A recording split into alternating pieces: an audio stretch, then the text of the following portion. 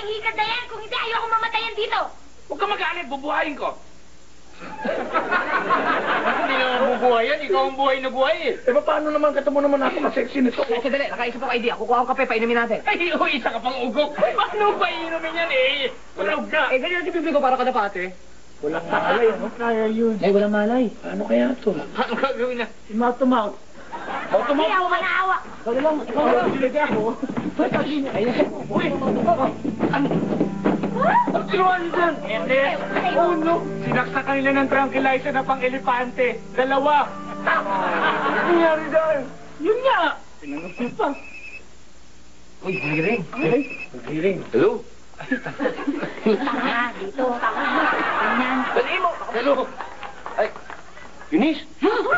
Ha? Papunta ka dito? Dito sa bahay? Ano po? Hello? Hello? Ako! Gagawin ko doon papunta si Eunice. Ano gagawin natin siguro? Mabuti pa itong bakay na to. Dali natin to. Uy, tara, kabila. Kabila.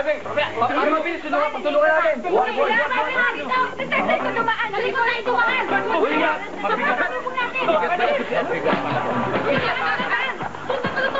Sa bahay.